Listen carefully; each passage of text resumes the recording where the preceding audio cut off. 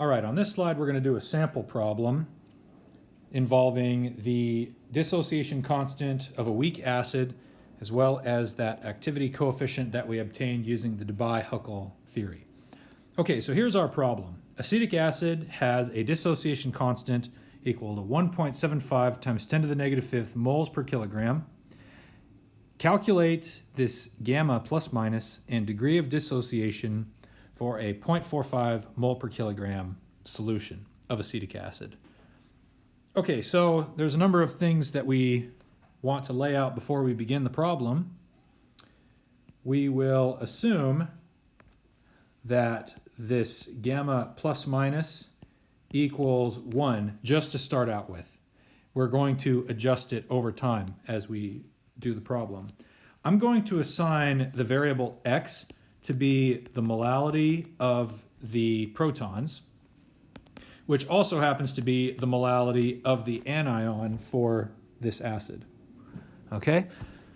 And this molality of HA, at least starting, is going to equal 0.45. And then later on, as the acids dissociate in our calculation, then X molality of those will disappear. So we have minus X.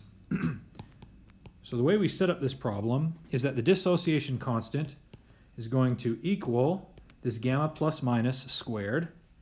Then we'll have the molality of H plus, molality of A minus, over the molality of the non-dissociated acid. So now let's enter in all of our known numbers and variables. We've got 0.175 times 10 to the negative fifth. And I'm just going to be a little bit relaxed with units on this problem because it's just going to get too troublesome otherwise. I'll just need to be careful and tread carefully from this point forward. So this is going to equal just 1 squared, because I'm starting by assuming this gamma plus minus is 1, multiplied times x squared over 0.45 minus x. But this will approximately equal x squared over 0.45. Why is that? Because here we know that this dissociation constant is so small, which means that the reactants are going to be heavily favored, or this HA will be heavily favored. Okay? So step number 1, assuming that this activity coefficient equals 1, if you rearrange this stuff all algebraically, you get x squared equals 0.75 times 10 to the fifth times 0.45. And then you solve for that by multiplying those and taking the square root. You get x equals 2.806 times 10 to the negative third. And this is the molality of our protons.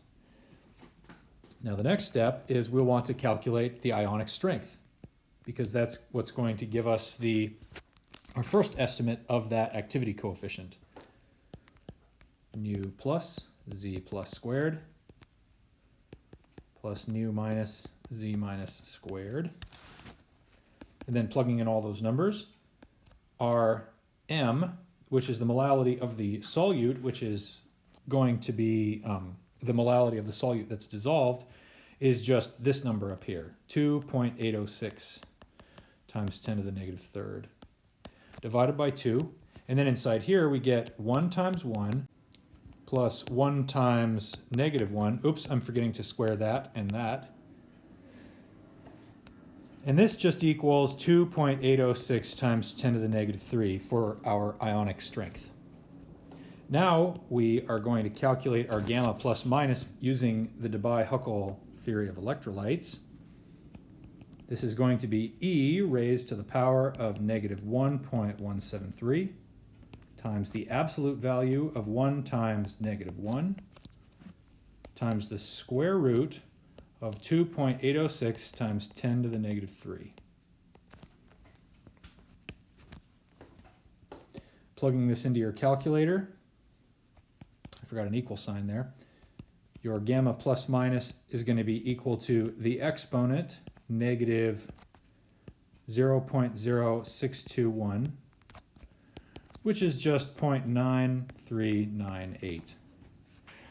Don't forget that exponent of something is just e to the power of that something.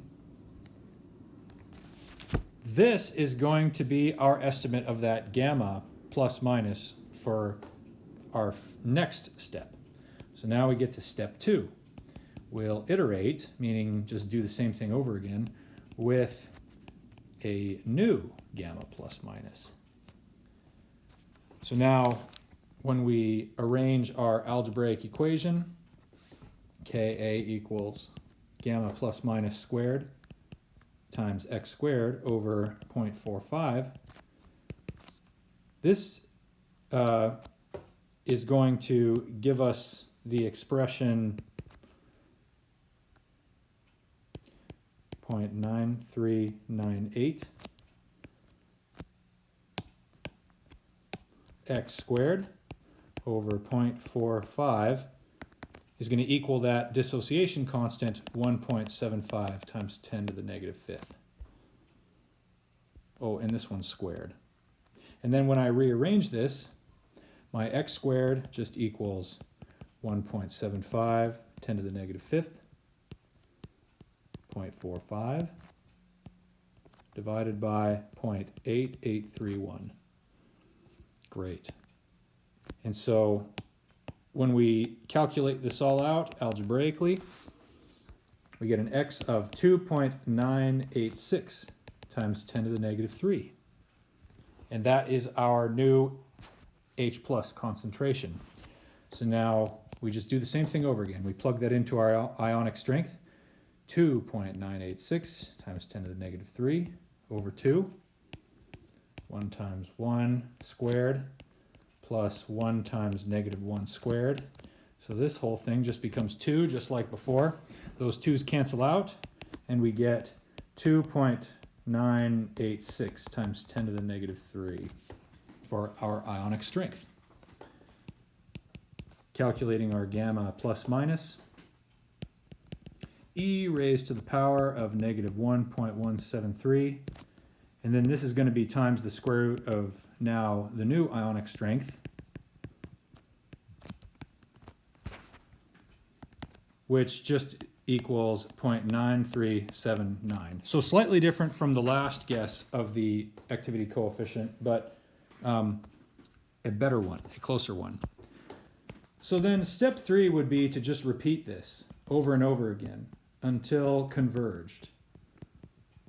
I can see that it's already pretty well converged.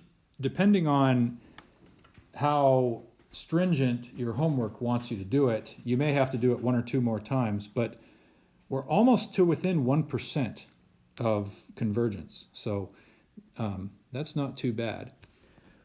Now the final step is to calculate the final molality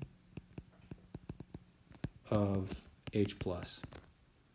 So that just means we're finding x again. And we know that x squared is going to be Ka times that original concentration, gamma plus minus squared.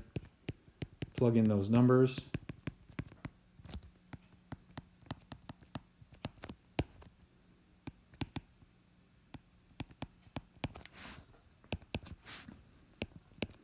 Nine, 5, 2 times 10 to the negative 6.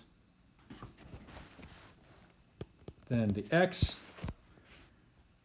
that we get in the end is 2.99 times 10 to the negative 3 moles per kilogram. And this is the molality of our H plus. Now the problem might ask you to calculate the degree of dissociation. And really all that is it's a percentage of the acetic acid that has dissociated.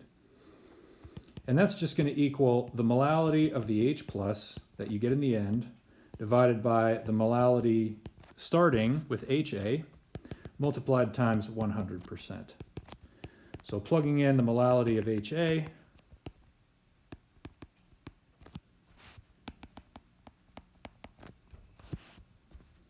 this just becomes 0.665% dissociation.